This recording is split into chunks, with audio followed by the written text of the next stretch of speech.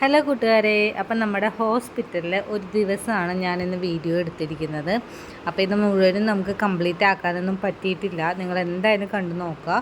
അപ്പോൾ ഞാനൊരു 6 മണിയായപ്പോൾ തന്നെ എഴുന്നേറ്റു കേട്ടോ. ഹോസ്പിറ്റലിൽ നഴ്സുമാരൊക്കെ ഉള്ളതല്ലേ, അതുകൊണ്ട് 6 മണിയായപ്പോൾ തന്നെ എണീറ്റ്. ഉറങ്ങാനൊന്നും പറ്റിയില്ല. ഞങ്ങൾ രണ്ടുപേരും കൂടി ഒരു ബെഡിലാണ് കിടന്നത് തന്നെ. അതുകൊണ്ട് ഉറക്കമൊന്നും തീരെ, ഹോസ്പിറ്റലിൽ പോയാൽ അറിയാമല്ലോ, അങ്ങനെ നമുക്ക് ബോധം കെട്ട് കിടന്ന് ഉറങ്ങാനൊന്നും പറ്റിയ ഒരു സാഹചര്യം ആയിരിക്കില്ലല്ലോ. അതുകൊണ്ട് തന്നെ നേരത്തെ എഴുന്നേറ്റു. അപ്പോൾ അവരെന്നും ബെഡ്ഷീറ്റ് മാറ്റാനായിട്ട് നമുക്ക് ബെഡ്ഷീറ്റ് തരും. നമ്മൾ തന്നെ അത് മാറ്റണം, എന്നും മാറ്റും കേട്ടോ. എല്ലാവർക്കും മാറ്റാനും കൊടുക്കും. നമ്മൾ ഇന്നലെ വൈകുന്നേരമാണ് അഡ്മിറ്റ് ആയതെങ്കിലും നമ്മുടെ ആ ബെഡ്ഷീറ്റ് രാവിലെ ആയപ്പോഴേക്കും നമ്മൾ മാറ്റണം. അപ്പം നമ്മൾ തന്നെ മാറ്റും. തീരെ വയ്യാത്തവർക്കാണെങ്കിൽ അവർ മാറ്റി കൊടുക്കുന്നത് കാണുന്നുണ്ട്, അല്ലെങ്കിൽ നമ്മൾ തന്നെ മാറ്റും. അപ്പോൾ നമുക്ക് രാവിലെ ഒരു 6:30 ആയപ്പോൾ കട്ടൻ ചായ കിട്ടിയിട്ടുണ്ടായിരുന്നു. അപ്പോൾ കുട്ടൂസ് ഷീറ്റൊക്കെ മാറ്റിയിട്ട് പിന്നെ ഒന്നുകൂടി കിടക്കണമെന്ന് പറഞ്ഞ് കിടന്നു. അപ്പോൾ അത്യാവശ്യം തണുപ്പൊക്കെ ഉണ്ട് കേട്ടോ. പുറത്തൊക്കെ അത്യാവശ്യം തണുപ്പും കാര്യങ്ങളൊക്കെ ഉണ്ട്. ഞാൻ ജനലൊക്കെ ഒന്ന് പതുക്കെ തുറന്നിട്ടു. എല്ലാവരും ലൈറ്റൊക്കെ ഇട്ട് എല്ലാവരും എഴുന്നേറ്റിട്ടുണ്ട്. കാരണം റൗണ്ട്സിനൊക്കെ സിസ്റ്റേഴ്സ് വരുമ്പോഴേക്കും എല്ലാവരും പതുക്കെ എണീറ്റിട്ടുണ്ട്. അപ്പോഴത്തേക്കും ഞാൻ പോയി പല്ലൊക്കെ തേച്ചു, ഒന്ന് ഫ്രഷായി, മുടിയൊക്കെ ഒന്ന് ഒതുക്കി കെട്ടി വെച്ചു. രാവിലെ തന്നെ ചായ കുടിക്കാം. കട്ടൻ ചായ ഞാൻ അങ്ങനെ കുടിക്കാറില്ല. കുട്ടൂസിനാണ് കട്ടൻ ചായക്ക് മധുരവും കുറവായിരുന്നു. അപ്പോൾ കട്ടൻ ചായ വേണ്ട, താഴത്ത് പോയിട്ട് ക്യാൻറ്റീനിൽ നിന്ന് ചായയും കടിയും മേടിക്കാമെന്ന് വെച്ചിട്ട് പോവാണ്. അവൾക്കപ്പോൾ വിശക്കുണ്ടായിരുന്നു. രാത്രിയൊന്നും ഫുഡ് അങ്ങനെ നന്നായിട്ട് കഴിക്കാത്ത കാരണം വിശക്കണമെന്ന് പറഞ്ഞു. ഇവരുടെ ഫുഡ് ഒരു 8:30 ആകുമ്പോഴേക്കും വരും കേട്ടോ. അപ്പോൾ അവൾക്ക് തന്നെ ഫുഡ് ഞാൻ കഴിച്ചിട്ട് അവൾക്ക് എന്തെങ്കിലും വാങ്ങിച്ചു കൊടുക്കാമെന്ന് വിചാരിച്ചു. അപ്പോൾ നമ്മൾ 2 അപ്പമാണ് വാങ്ങിച്ചത്. 2 എണ്ണം മതി എന്ന് പറഞ്ഞു. പിന്നെ കുറച്ച് ഗ്രീൻ പീസ് കറിയും മേടിച്ചു. ക്യാൻറ്റീനിലൊന്നും അധികം പൈസ ഇല്ല കേട്ടോ. 2 അപ്പവും ഗ്രീൻ പീസ് കറിയും പിന്നെ ഞങ്ങൾ 2 ചായയും മേടിച്ചു. ഒക്കെ കൂടി 50 രൂപയിൽ താഴത്തെ വന്നുള്ളൂ രാവിലത്തെ ഫുഡ്. അപ്പോൾ അവൾക്ക് ഞാനത് കൊടുത്തു.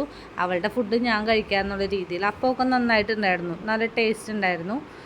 ഗ്രീൻ പീസ് കറിയും കുഴപ്പമില്ല. ചായ നമ്മുടെ ആവശ്യം അനുസരിച്ച് കടുപ്പും കൂട്ടിയും കുറച്ചൊക്കെ അവർ തരും.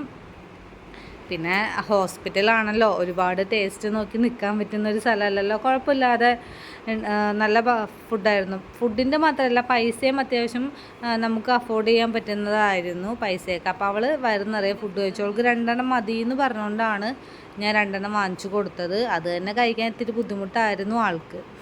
എന്നാലും ഞാനൊരുവിധം പറഞ്ഞെല്ലാം കഴിപ്പിച്ചിട്ടുണ്ട്. അപ്പോൾ ഇതൊക്കെ കഴിഞ്ഞിട്ട് നമുക്ക് എക്സ്റേ എടുക്കാനും ECG എടുക്കാനൊക്കെ പോകണം. പിന്നെ രാത്രി വന്നപ്പോൾ തന്നെ നമ്മളെ കൊണ്ട് ബ്ലഡ് ടെസ്റ്റിനുള്ള സാമ്പിളൊക്കെ എടുപ്പിച്ചു. പിന്നെ അനസ്തേഷ്യക്ക് എന്തെങ്കിലും അലർജി ഉണ്ടെങ്കിൽ അത് നോക്കാനായിട്ട് അവരെന്തോ ഇഞ്ചക്ഷനൊക്കെ എടുത്തിട്ടുണ്ടായിരുന്നു കേട്ടോ. അതൊക്കെ നമ്മൾ വൈകുന്നേരം വന്നപ്പോൾ തന്നെ ചെയ്തു. അപ്പോൾ അതേ പേഷ്യൻസിനുള്ള ഫുഡൊക്കെ എത്തിയിട്ടുണ്ട്. അപ്പോൾ ഇന്ന് രാവിലെ കടലക്കറിയും ഉപ്പുമാവും പഴമൊക്കെ ആയിരുന്നു. പിന്നെ പഴവും നമ്മുടെ മുട്ടയും അത് എല്ലാ ദിവസവും ഉണ്ടാവും കേട്ടോ. നമ്മൾ ഫുഡൊക്കെ കഴിച്ച് കഴിഞ്ഞിട്ട് നമ്മൾ എക്സ്റേ എടുക്കാനായിട്ട് പോയി. അപ്പോൾ ഡോക്ടർ നമ്മൾ പേഷ്യൻ്റ് ആയതുകൊണ്ട് നമ്മൾ വേഗം കയറ്റി എക്സ്റേ ഒക്കെ എടുപ്പിക്കും കേട്ടോ. അല്ലെങ്കിൽ അവിടെ ടോക്കണൊക്കെ എടുക്കേണ്ടി വരും എക്സ്റേ എടുക്കാനായിട്ട്. അത് കഴിഞ്ഞ് നമ്മൾ ECG എടുക്കാൻ പോയി. ECG എടുക്കാനും എക്സ്റേ എടുക്കാനും നമ്മുടെ കൂടെ നേഴ്സൊക്കെ വരും. അപ്പോൾ നമ്മൾ ECG ഒക്കെ എടുത്ത് പിന്നെ ICUയിൽ ഓപ്പറേഷൻ തിയേറ്ററിൻ്റെ അവിടെ അനസ്തേഷ്യ ഡോക്ടറെ ഒന്ന് കാണണം എന്ന് പറഞ്ഞ് നമ്മൾ അവിടെ കുറച്ച് നേരം വെയിറ്റ് ചെയ്തു. പക്ഷേ ഡോക്ടർ എന്തോ വേറെ തിരക്കിലായിരുന്നു, തിയേറ്ററിൽ എന്തോ ആയിരുന്നു. അതുകൊണ്ട് നമ്മൾ കാണാൻ പറ്റിയില്ല. പിന്നെ കാണാമെന്ന് പറഞ്ഞ് തിരിച്ചു പോന്നു. അത് കഴിഞ്ഞിട്ട് നമുക്ക് അവർ ബ്ലഡ് ബാങ്കിൽ കൊടുക്കാനുള്ള ബ്ലഡൊക്കെ കളക്ട് ചെയ്ത് തന്നു കേട്ടോ. ആലുവയെ ബ്ലഡ് ബാങ്കിൽ കൊടുക്കണമായിരുന്നു. അപ്പോൾ ഡോക്ടർ വന്നിട്ട് പോകാമെന്നും പറഞ്ഞിട്ട് ഞാൻ അവിടെ വെയിറ്റ് ചെയ്യായിരുന്നു. പിന്നെ വേറെ 1-2 സാമ്പിളും തന്നു നമുക്ക് താഴത്ത് ടെസ്റ്റ് ചെയ്യാൻ, അവിടെ തന്നെ ടെസ്റ്റ് ചെയ്യാൻ കൊടുക്കാൻ വേണ്ടിയിട്ട്. അപ്പം ഞാൻ ആ ഗ്യാപ്പിൽ പോയി തുണി അലക്കിയിടാമെന്ന് ചോദിച്ചു. നമ്മൾ ഇന്നലെ ഇട്ടിട്ട് വന്നിട്ട് രാവിലെ കുളിച്ച, ഹോസ്പിറ്റലിലായാലും നമ്മൾ കുളിക്കുമല്ലോ, അപ്പോൾ കുളിച്ച ഡ്രസ്സൊക്കെ ഉണ്ടായിരുന്നു. അപ്പോൾ നല്ല വെയിലും ഉണ്ട്. അപ്പോൾ ഹോസ്പിറ്റലിൻ്റെ ക്യാൻറ്റീൻ്റെ സൈഡിലായിട്ട് തന്നെയാണ് ഇവിടെ അലക്കുകൾ വരുന്നത്. എല്ലാവരും അവിടെ അലക്കിയിട്ടിട്ടുണ്ട്. നല്ല രസമുണ്ട് കേട്ടോ അവിടുത്തെ കല്ലൊക്കെ കാണാൻ. എനിക്ക് ഭയങ്കര ഇഷ്ടപ്പെട്ടു. വലിയ വീതിയുള്ള കല്ലൊക്കെയാണ്. അപ്പോൾ പോകുന്ന വഴിക്ക് ഒരു ഊഞ്ഞാലയൊക്കെ ഉണ്ട്. കുട്ടൂസ് ഊഞ്ഞാലയിൽ ഇരുന്ന് ആടുന്നതാണ് കേട്ടോ കാണുന്നത്. അത് കഴിഞ്ഞിട്ട് ഞാൻ അലക്കിയൊക്കെ ഇട്ടു. നല്ല വെയിലുള്ള കാരണം പെട്ടെന്ന് ഉണങ്ങി കിട്ടുമായിരുന്നു അലക്കിയിട്ടിട്ട്. ഇത് കുട്ടൂസ് ഊഞ്ഞാലാടുന്നതാണ് കേട്ടോ. പേഷ്യൻ്റാണ് ഈ ഊഞ്ഞാലാടുന്നത്. ആൾക്ക് വേദന ഇല്ലാത്തതുകൊണ്ട് രക്ഷപ്പെട്ട്. കഴിഞ്ഞ പ്രാവശ്യം വേദനയൊക്കെ ആയിട്ട് വന്നതുകൊണ്ട് ഊഞ്ഞാലൊന്നും ആടിയില്ല, പുറത്തിറങ്ങിയേയില്ല. ഒരു 3-4 ദിവസം കിടന്ന കിടപ്പായിരുന്നു.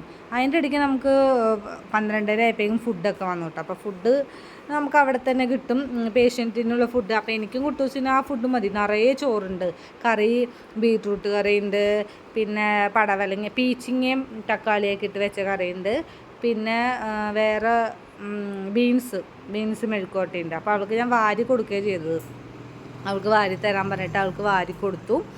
ഇതെല്ലാം ഫുഡെല്ലാം കഴിഞ്ഞ് നമ്മൾ നമ്മുടെ പരിപാടി അതിൻ്റെ ഇടയ്ക്ക് അവൾക്ക് വേറെ എന്തൊക്കെയോ ടെസ്റ്റുകളും കാര്യങ്ങളും ചെയ്തു, എല്ലാം ഒന്നും കവർ ചെയ്യാൻ പറ്റില്ല. ഇതെല്ലാം കഴിഞ്ഞ് നമ്മൾ റെസ്റ്റ് എടുക്കുന്ന സമയത്താണ് നമ്മൾക്ക് ഒട്ടും പ്രതീക്ഷിക്കാതെ നമ്മളോട് വന്ന് പറയുന്നത് നമ്മൾ ഡിസ്ചാർജ് ആവുകയാണ് എന്ന് പറയുന്നത്. ഒട്ടും പ്രതീക്ഷിച്ചില്ല. നമുക്ക് ഡിസ്ചാർജ് സമ്മറിയും കാര്യങ്ങളെല്ലാം തന്നു അവർ.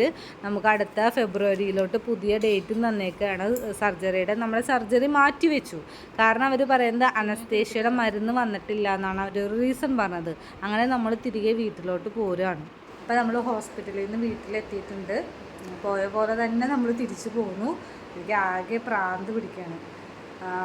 നമ്മുടെ സർജറി ഫെബ്രുവരിയിലോട്ട് മാറ്റിയിട്ടുണ്ട്. ഫെബ്രുവരി 7-ാം തീയതി ആക്കിയിട്ടുണ്ട് സർജറി ഡേറ്റ്. അവിടെ അനസ്തേഷ്യയുടെ മരുന്ന് എത്തിയിട്ടില്ല. അത് കാരണം നാളെയുള്ള സർജറി മുഴുവനും അവർ ക്യാൻസൽ ചെയ്തു, അനസ്തേഷ്യയുടെ മരുന്നില്ലാത്ത കാരണം. അപ്പോൾ ഞങ്ങൾ ജസ്റ്റ് വീട്ടിലോട്ട് വന്നു. അപ്പം എൻ്റെ നാളെ തുടങ്ങി ലീവൊക്കെ ക്യാൻസൽ ചെയ്ത് ജോലിക്കൊക്കെ പോവാം.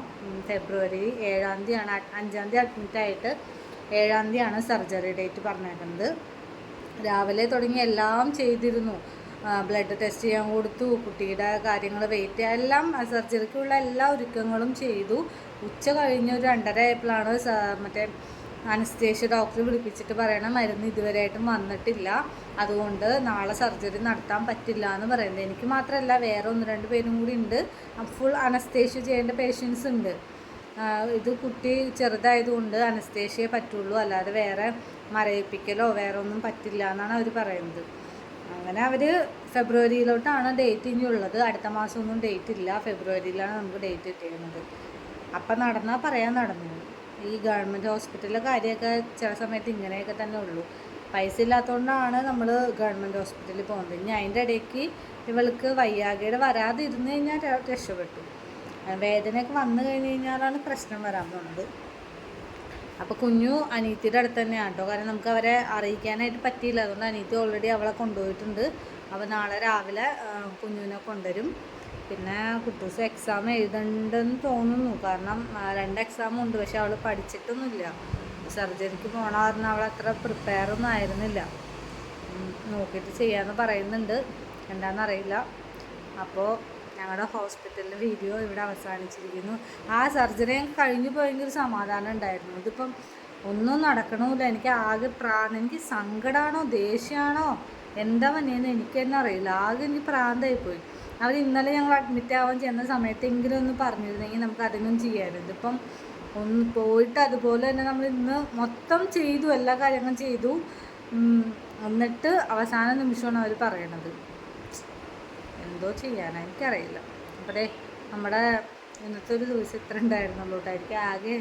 ഞാൻ ആകെ ഭ്രാന്തായിട്ടിരിക്കുകയാണ്. ആരൊന്നും വിചാരിക്കരുത്. എൻ്റെ ഒറ്റയ്ക്ക് ഞാനിതെല്ലാം നോക്കി അവരിടയ്ക്ക് ഇത് പറഞ്ഞപ്പോൾ എനിക്ക് സത്യം പറഞ്ഞു കഴിഞ്ഞാൽ എൻ്റെ പിടിവിട്ട് നിൽക്കുകയാണ്.